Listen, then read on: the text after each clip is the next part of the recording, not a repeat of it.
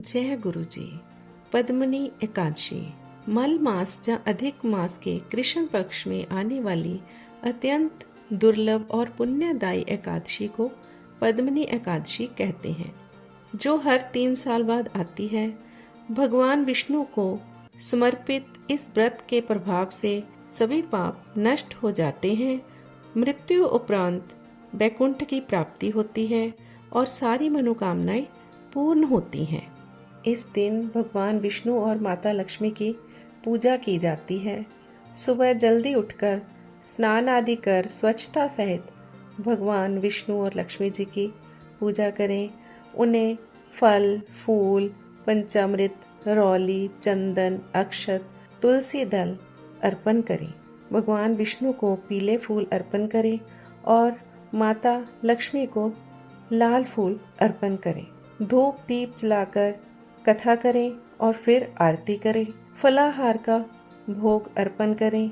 यह व्रत फलाहारी होता है। द्वादशी के दिन व्रत का पारण करते हैं। दूसरे दिन द्वादशी को ब्राह्मणों को भोजन दान दक्षिणा देकर फिर व्रत खोलें। कथा। पूर्व काल में त्रेता युग में महिष्मतिपुरी में कृतवीर्य नाम का राजा राज्य करता था। उनकी 1000 रानियां थीं, परंतु उनके कोई संतान ना थी।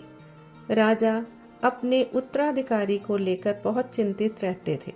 राजा ने संतान की कामना हेतु वन में जाकर तप करना ठान लिया। राजा की एक रानी, जिसका नाम पद्मिनी था, उनके साथ जाने को तैयार हो गई। दोनों अपने मंत्री को राज्यभार सौंपकर तपस्वी वेश धारण कर गंधमादन पर्वत पर तपस्या करने चले गए। राजा रानी ने उस पर्वत पर 10,000 वर्ष तक तप किया।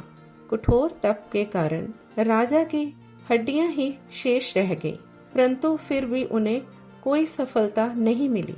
तब पतिव्रता रानी पद्मिनी ने महर्षि अत्रि की पत्नी माता अनसुआ से अपनी व्यथा साझा की।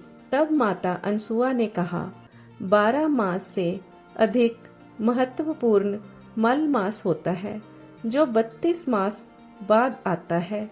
तो तुम अधिक मास यानी मल मास में शुक्ल पक्ष की एकादशी का व्रत रखो। रानी पद्मिनी ने मल मास में पड़ने वाली शुक्ल पक्ष की एकादशी का व्रत किया। व्रत की समाप्ति पर भगवान विष्णु प्रकट हुए और रानी पद्मिनी को वरदान मांगने के लिए कहा।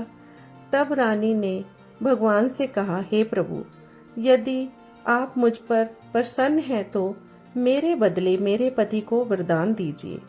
तब भगवान ने राजा कृतवीर्य से वरदान मांगने को कहा।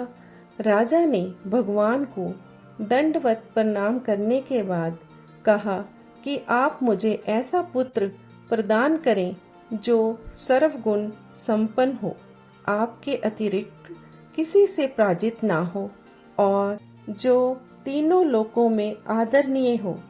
यह सुनकर भगवान ने कहा, तथास्तु। भगवान विष्णु के आशीर्वाद से रानी पद्मिनी ने एक अत्यंत तेजस्वी पुत्र को जन्म दिया, जिसे आगे चलकर कार्तवीर्य अर्जुन के नाम से जाना गया। कालांतर में यह बालक अत्यंत पराक्रमी राजा हुआ, जिसने रावण को भी हराकर बंदी बना लिया। रानी पद्मिनी के नाम से ही इस एकादशी का नाम पद्मिनी एकादशी पड़ा। बोल विष्णु भगवान की जय।